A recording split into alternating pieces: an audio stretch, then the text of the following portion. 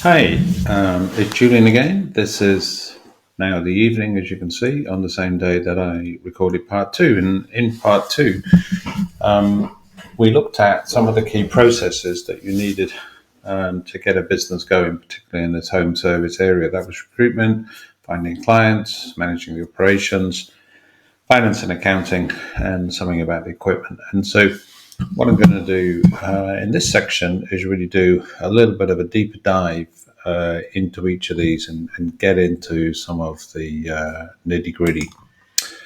So, let's first of all look at recruitment. Where to find good people?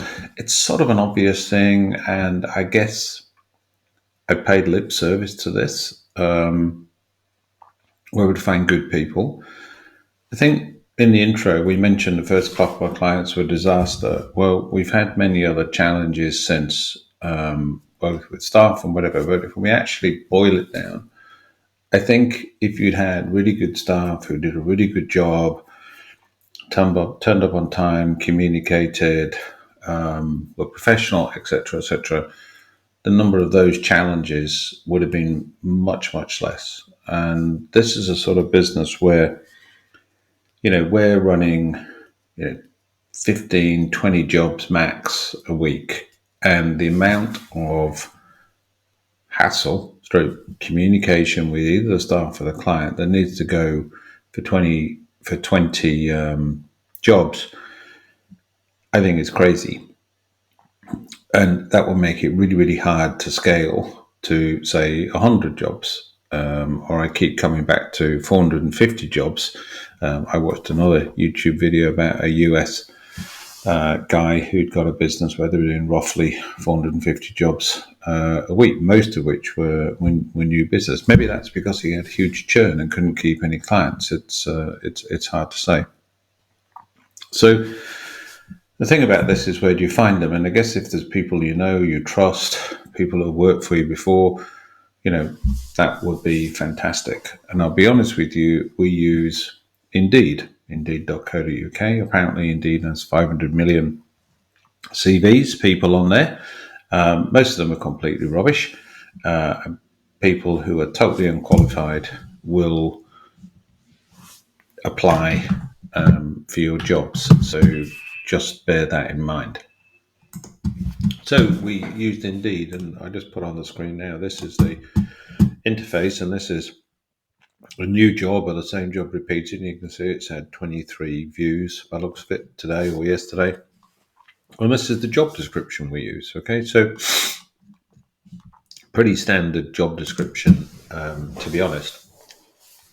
And the problem is, even though we tried to specify it as closely as possible, the Indeed search engine seems to be attracting people from all the big towns and big cities that are just too far away to make that work.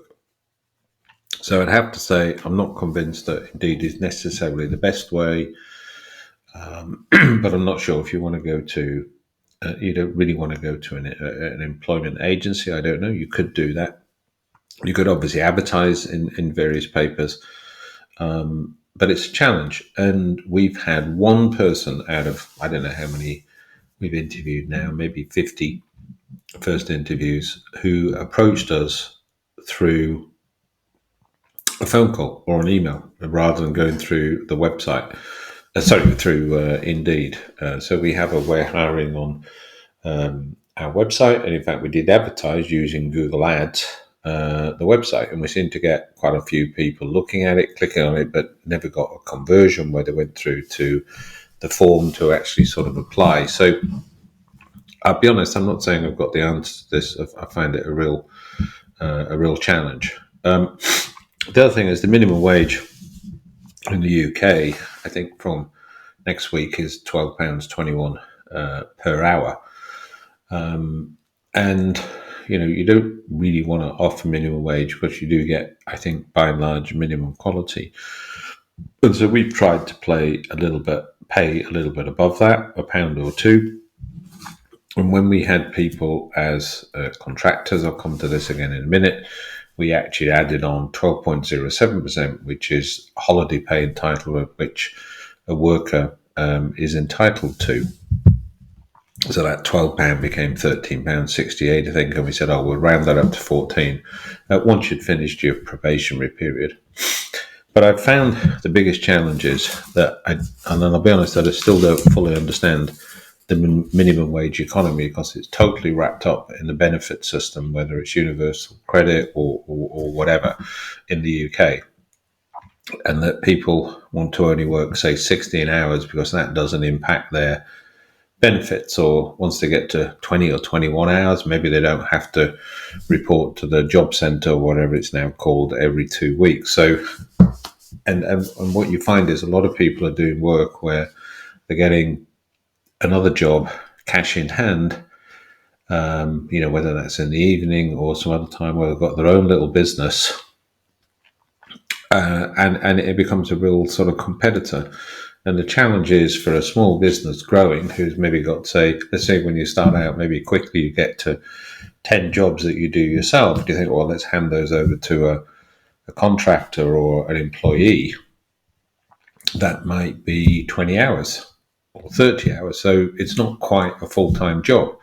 So you don't always want to take somebody on in lumps of, say, 35 or maybe 37 and a half hours, depending on how long you count a working week. So it's going to be a real challenge. And the motivations of these people is hard to understand. Very few of them seem to want to work and progress and to offer, potentially part-time work.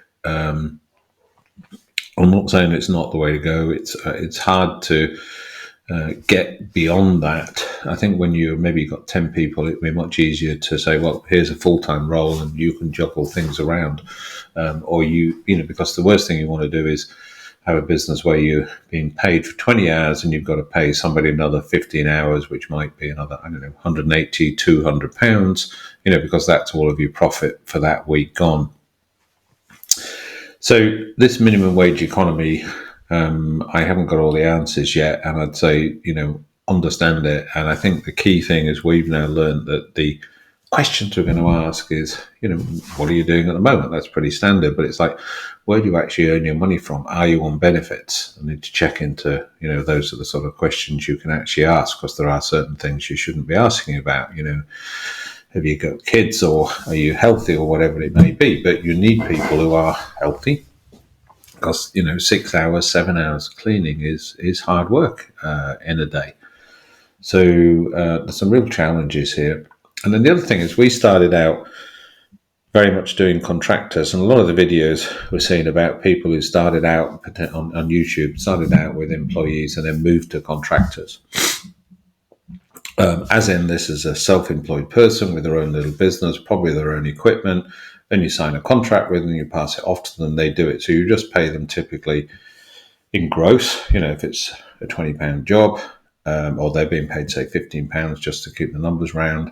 They've done 2 hours, you pay them £30. They deal with in the UK, it's HMRC, the Inland Revenue, and they work out their tax based on their other income, etc. And they can allow expenses against that and all sorts of good stuff. But we found that a very tricky area. The contract, the 0 hours contract, there were probably other contracts, but we used a 0 hours contract. And that basically is, we have a relationship. These are the rules of that. But if we offer you a job, you don't have to take it. So if somebody said, no, I don't want to get up tomorrow morning and do that job, you can't do anything about it. Obviously, you could sack them. You don't have to use them, because if they're not being responsive, and that then comes down to obviously have an understanding of how many hours, what days, and planning a schedule out in advance. And normally in our business, most of the deals are a weekly recurring job. Sometimes they're bi-weekly, and occasionally we have monthly, and we also have one-off. So it's never completely consistent for almost anybody. Now, if you had 10 people, maybe 7 or 8 could have a completely consistent diary. And the rest could be more variable, so it might get easier to manage. And then in the UK, from a tax and a payment perspective, is it an employee or a contractor or a worker. Now, all the website I looked at are totally useless at defining the difference between an employee and a worker. There's some good stuff out there, but they use the terms so loosely and inconsistently, it's almost impossible to understand it. Hence, you probably go to a lawyer. We wrote contracts by going to somebody called Rocket Lawyers online, and you can do a trial and get a contract written up without actually having to pay very much or even anything. So we started out on the sort of contractor route, though we called them workers, and it's all about the degree of control. If you can have somebody for 5 hours a day and tell them where to go and what to do, within reason, of course, as an employee, then also you need to start thinking about paying them through your payroll and paying therefore the tax and the NI. Now, if you're earning £150 a week, the tax and the NI is, I think it's about £13 or something from memory. I need to look at a table I built up. So if they're an employee and you exert a control over them, then they need to be definitely paid through your sort of payroll. You can also pay workers through your payroll. We ended up paying most of them gross, and I'm sure they were just taking that effectively as cash and not reporting it to the Inland Revenue or at all. So I'm actually not sure whether we're supposed to check into that some more. So it's all a bit of a mess in this area. Also, we've had people who said they wanted to be employees, clearly not understanding anything about what that means. Maybe they like the idea of, oh, I get sick pay, I get holiday, which is the case, and you get holiday as a worker, but not sick pay. But then we've had people say, okay, well, just give us your details so we can add you onto the payroll. You need things like your NI number or P45 if you left the job. That if it's a second job, that changes slightly. We need your date of birth, just some basic details. And then it's like, ooh, that sounds a bit official. And to be honest, many of these people, we found them to be quite flaky, which is very disappointing. The second process really is that about finding clients. And the first item here is your value prop or your value proposition. What basically are you selling to whom? What problem do you solve? Is that a clean home? Yeah, sure. Other things are, it's like peace of mind, it's being proud of your house, whatever it may be. What are the benefits that comes? It's clean, it's healthy, it's tidy.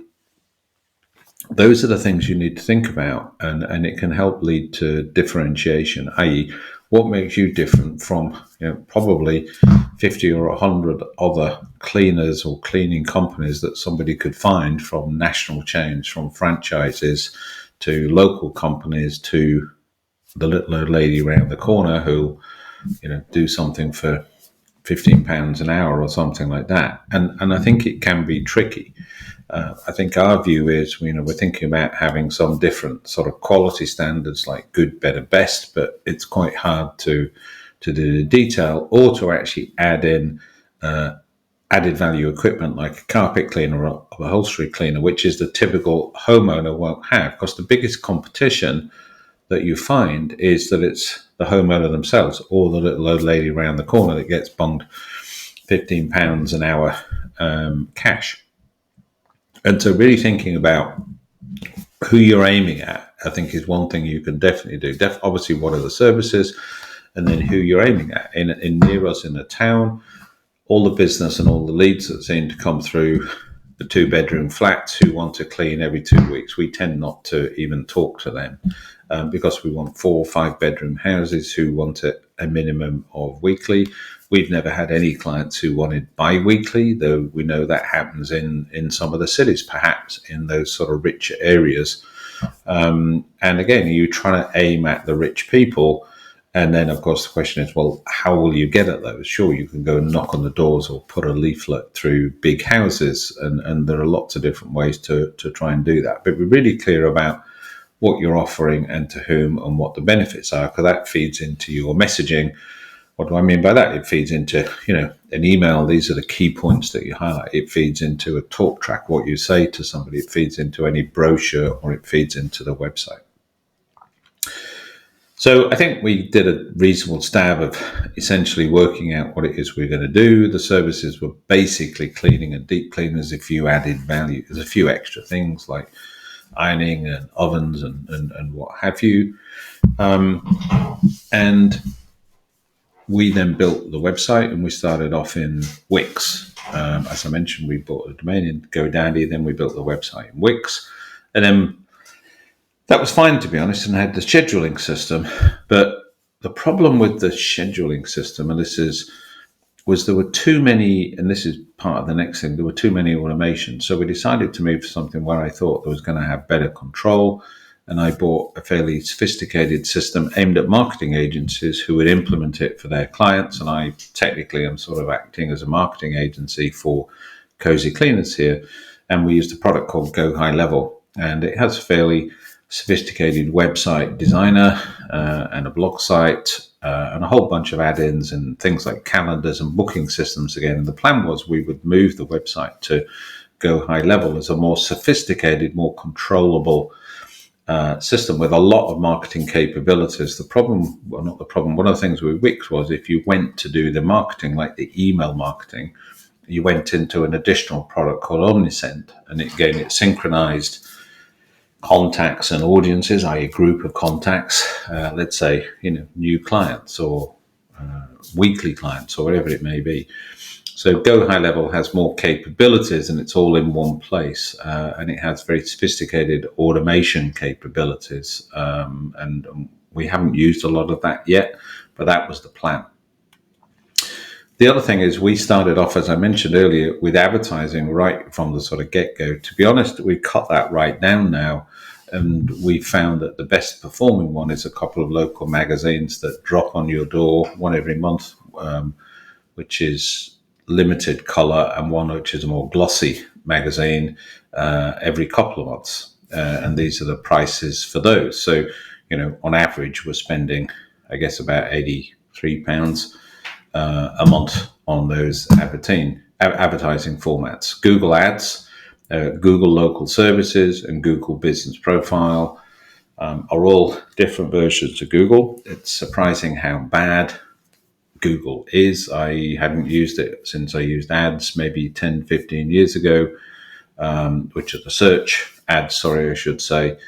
There are also display ads, but it's got very complicated, very sophisticated. Obviously, AI is coming into it to try and make certain things easier. But the Google Local Services and the Business Profile are sort of connected together, but they're very separate things. The interfaces are completely different. It's all appalling. In Google, you are being totally useless to small business users. We also use Facebook. And of course, Facebook is part of Meta, and then there's the Meta Business Suite. Again, so you can have a profile like we did. We created a page, the Cosy Cleaners page, and we post on that, and that's good. And you can then add that into other pages, or most villages around here have a page, and some of them have policies where you can advertise. We've not been as good about that as we should have done. But we do those postings, which is generally free. And we also use Facebook advertising. And the point about Facebook advertising, if you can get it to work, and you spend £50 and get 4 leads, well, spend £200 and get 16 leads. And so you can scale your business that way, assuming that you make more than £50 profit over a period like a year. You look at the lifetime value of a client, it makes a lot of sense. We've never maybe set it up correctly enough, having separate landing pages or separate phone numbers so that we could really track what was coming through from Facebook. Its own internal reporting is okay, but again, we can see the adverts and people clicking through, but we never managed to really attribute leads to Facebook, I have to admit. Though we do get a few people through overall, and some of them come through on WhatsApp or text or email. Bark is a sort of a local traders site. I don't know how to quite describe it, but it's been very good in terms of leads, but you specify what service you offer and what area, and then people who are looking for that service pop up as a lead, and then they can be like 3 credits or 5, or in some cases 50 credits if you want to accept that lead. There's no guarantee, of course, that you get the business. And we found there's quite a lot of interesting looking leads there, but actually very few have come through. So at the moment, we're just reevaluating everything and basically turning all of these off, and other than those magazines and the general sort of search engine optimization of Google. And this is the start on YouTube. I don't know where this is going to go, but we're building a channel to see if it can get some traction on its own and perhaps put people through to the main website. So those are the core, maybe not everything, but the sort of core of our marketing capabilities. So that's the second thing. The third thing is the operations. How do you manage the day-to-day? Because, currently we're only about 5 or 6 people.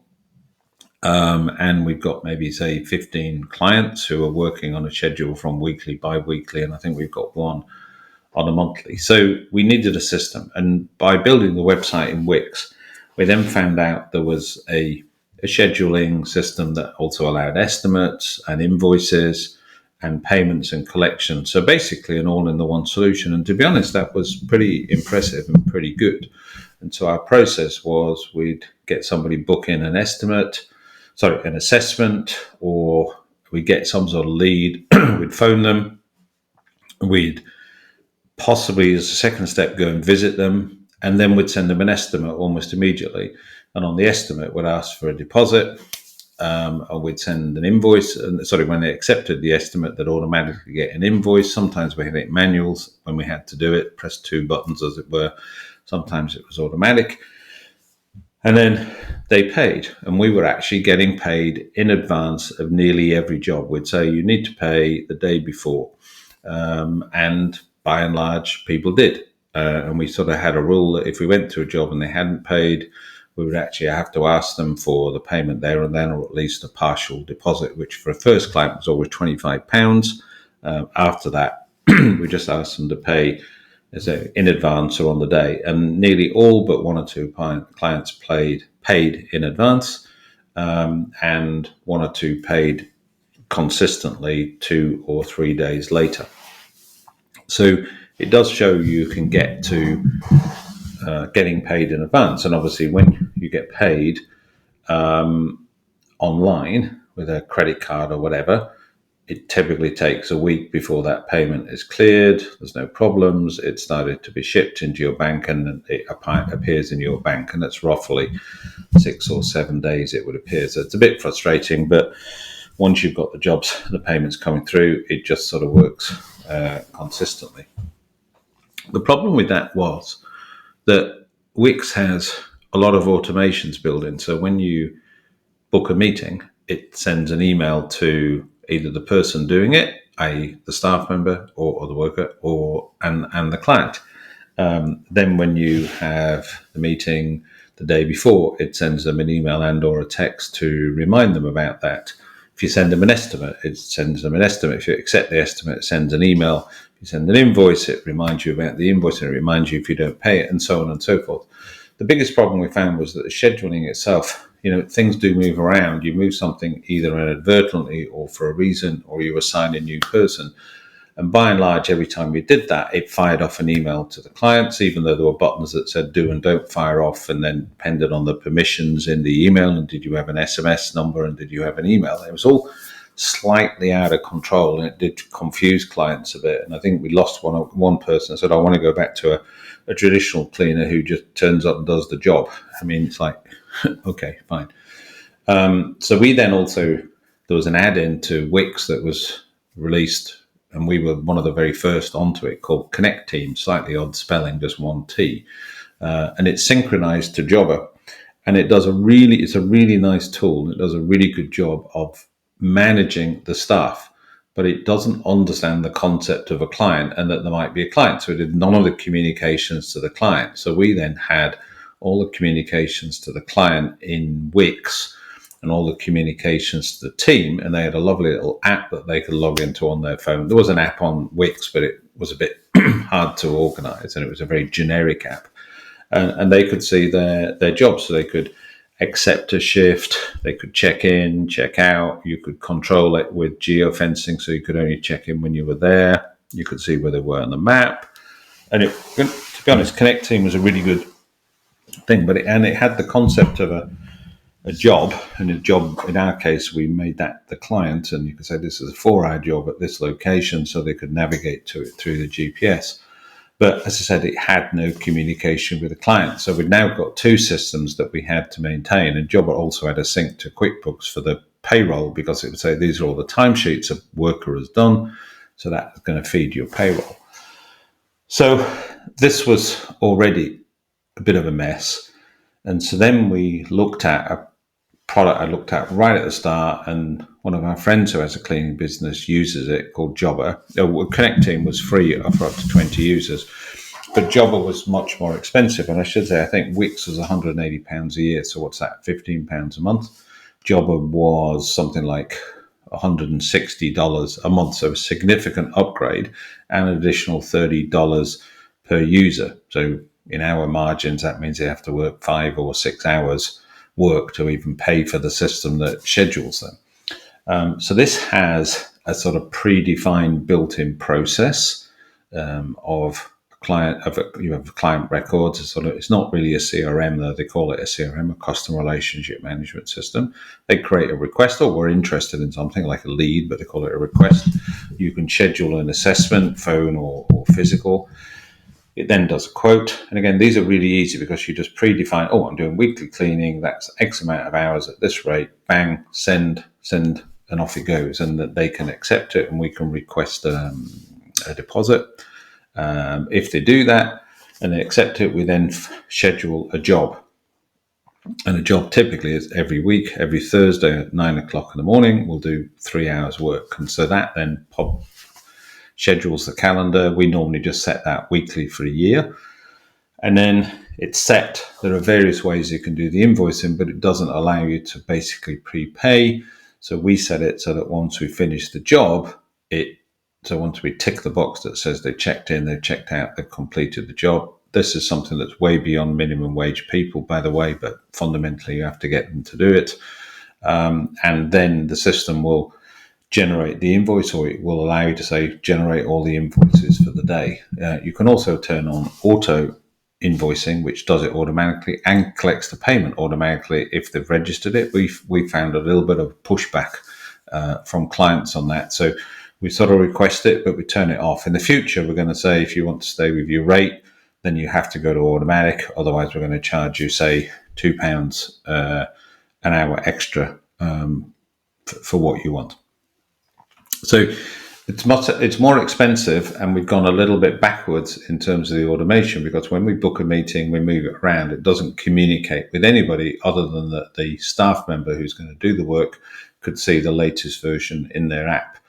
So when you save it and you're happy with it, you can notify them, and you can also notify the client. So again, how these things are going to work when we've got 100 clients, 100 jobs, 200 jobs, I'm not sure, but they'd certainly work with sites that are that big, and in fact, or businesses that are that big and much bigger.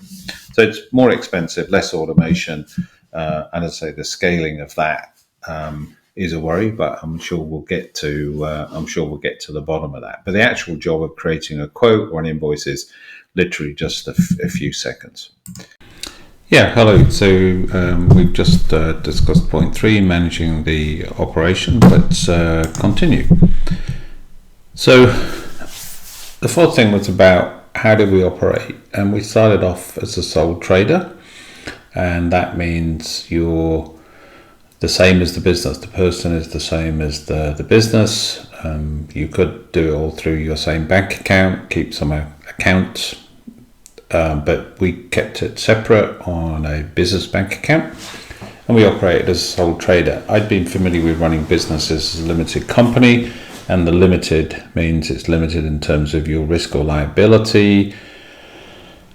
That if anything goes wrong, you killed somebody or you burnt their house down or whatever it was, it's the company that's at risk.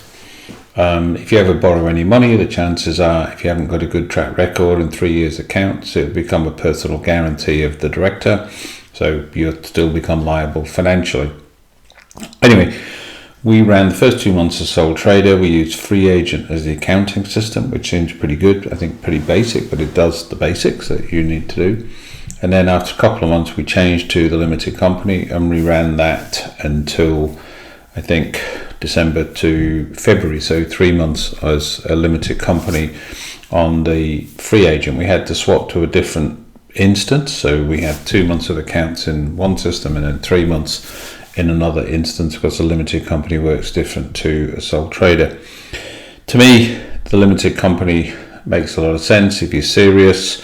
And again, then the bank account, if you want to set up a bank account, you need a company name. So that company name becomes almost like the first thing, because you need a domain name for the website, you need to register the bank account, you need to register the limited company, and obviously everything needs to be sort of aligned from a name perspective. And Cosy Cleaners is relatively unique. Actually, there are several other Cosy Cleaners of slightly different variants, but in our region we were alone, and therefore that was fine.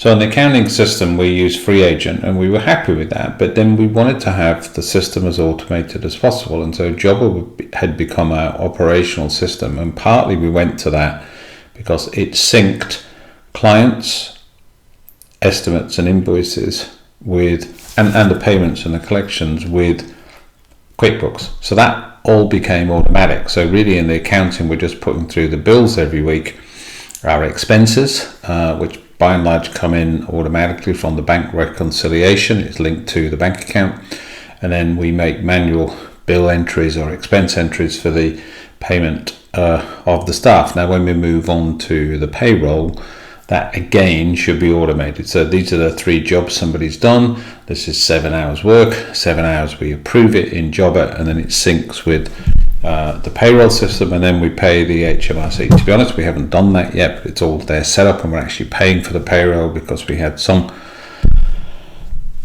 numpty who joined and said she definitely wanted to be on the payroll, an employee, and then didn't. And I think, as I mentioned, the staff, it's a problem. I'll touch that in the next section. Okay, this is quite short. And then cash, we never take it. Now we have done twice. Some older person didn't have a credit card, I didn't want to pay online, the sort of stuff. And we do have an older demographic in the company. I think that changes. It makes it difficult for us to recruit people.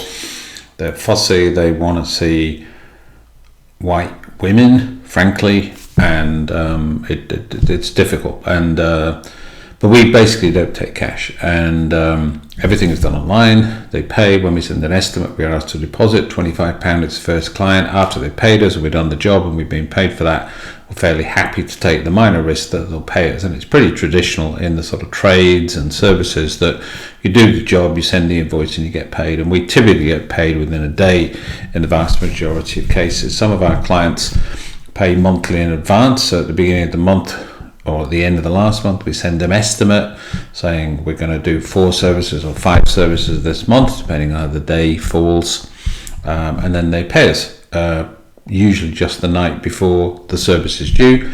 And then if we do the 4 jobs, we'll complete them as we go, and then we invoice at the end of the month. So we have to remember to do that. Obviously we've had the cash, but to reconcile it in the accounts, in the accrual accounting system, which is we work. So if we've been paid one yesterday £400, another one today £300, which is great, that sits in the bank, it earns us interest, whatever, but we don't raise the invoice to recognize it as revenue until we've done the work, and we raise the invoice towards the end of the month. So that works fine, and we're going to offer our cheapest rates to the people who allow us to complete a job, automatically raise an invoice, and if they've registered and left their card details, which many people do, that we can then take that invoice. We give people the option, and at the moment there's no difference, but in the future we'll say, look, if you want the base rate, the cheapest rate for a weekly booking, which is how we sort of operate, you've got this slot 9 o'clock on a Wednesday for 3 hours or something, you need to automate it, otherwise the price will go up a little bit. Okay, so let's talk about the final thing. Chemicals that we use. There's a whole variety of chemicals. I'm no expert on that, but we've tried to choose eco-friendly ones that are sustainable. Fundamentally, we're working in a domestic environment, and nothing is that what's the word, caustic or acidic or whatever it may be, and there's no real danger. In our terms and conditions, we ask people to be out of the room that we're actually cleaning, but frankly, short of actually spraying a chemical in somebody's eyes, in the vast majority of cases, it's going to be very minor impact, and in which case fundamentally the solution is water, rinsing water. We have all the chemicals listed on the website. Again, we're trying to be an authoritative website that has everything about cleaning on there. We decided to provide all the chemicals and the equipment, so we give everyone a vacuum, a mop and a bucket, all the brushes, the cloths, the chemicals, and a bag to hold all that in. And that works well. We're then relying on ourselves. Again, you can guarantee if you went to a client's house and relied on those, sometimes they're going to run out. So we think it's just safe. If somebody says, "Oh, we'll provide the chemicals in a cheaper," well, in reality, the chemicals cost maybe 50p typically for a session. So we just leave the price the same. It's up to them. If they got something specific, has a particular fragrance or something, then again, yes, within reason, we can use it. So the cost is pretty minimal. We're looking to move into some of the bigger cities, and it's like Oxford. We've been looking at moving there and setting that up there in Oxford. And I mean, frankly, you can't easily park in lots of places, or you've got significant costs for the parking, 10, 15 pounds an hour. So honestly, I don't know how we would handle that. And you couldn't carry around all this stuff on a bus. So maybe you'd need to get taxis, or you'd need to have a driver who drives 3 or 4 cleaners around to different jobs, maybe does some cleaning themselves, and so it's a slightly different model. And I haven't got the answer for that yet. It's something we'll sort out, I'm sure, later on this year. As I say, the equipment is pretty basic. The issue with that is that if you're only using a mop, a brush, and a cloth and some chemical, your homeowner, a lady around the corner, can do exactly the same thing. So the differentiation is minimal. And we're looking to move into bigger equipment like sophisticated carpet cleaning things where we can charge a higher value, a higher margin. We also provide our people with uniforms, and the place I think where on Wix you could go and get business cards printed and flyers, and then we went to the similar sort of thing and got t-shirts with the brand and aprons. And when we go to outside work, we'll probably need to get a fleece and a hat and things like that. So frankly, that's all of the key systems, and in sort of overview, this is what it looks like, with the website being hosted originally in Wix, now in Go High Level. I probably should have a before and after, or a version 1, 2 and 3. Go High Level is handling the marketing, so it's the website, the contacts. It has a list of all of the conversations, so if you talk to somebody, you email them, chat, whatever, it's all in one place. We also have agents, like an AI agent that can answer phone calls and do certain things, and that's quite good, and we're going to develop that further. All the client details are in there, so that's one process. The marketing about acquiring customers, I don't mention advertising there to Google and Facebook, but that's important. And over here we've got the job boards. We advertise on various job boards, but frankly Indeed appears to be the only one that matters. Indeed is frankly full of people. Most of them are useless or are in the wrong. ATS is an applicant tracking system where you keep track of your candidates. Indeed allows you to say, oh, here's a new person, a new lead, and then you can have them hired, and there's a couple of stages in between, but in reality you need many more stages, many more emails and communications. So frankly, Indeed is pretty much rubbish, other than it has access to a lot of people and it seems to sort of work. But instead of synchronizing to one of the ATSs, and we tried a few of them, Breeze HR I think it was, and Jobzoid, and they were really good actually in different ways, but again, once you've gone beyond a couple of week trial, or wanted more than one person or one job, they started charging 50 or 100 pounds a month, and given what a startup are only recruiting one person a month or one person a quarter, it wasn't worth it. So I really built and used the CRM system in Go High Level to become the ATS, and I can demonstrate that later. The staff come in, they have a portal where we can train them, and there's various forms that they can use, but the core operational system is the Get Jobber that handles the jobs, scheduling, the invoices, the estimates and the timesheets, and then keeping track of all the accounts on a monthly basis. We run the monthly accrual accounting. We're using QuickBooks. So those are the key systems, and we've set all of that up. And the reason we chose Jobber and Connect Team and QuickBooks and Go is they all more or less talk to each other. We did in the meantime we played with Zapier, which is an integration tool where we can say an action here can create something over here or over here, and that could have more roles to play in the future. But again, the more you can do it natively within the apps, so much the better. So hopefully that was pretty useful to go through some of the key processes, and in the next episode we'll look at some of the challenges and expansion plans. So thank you very much.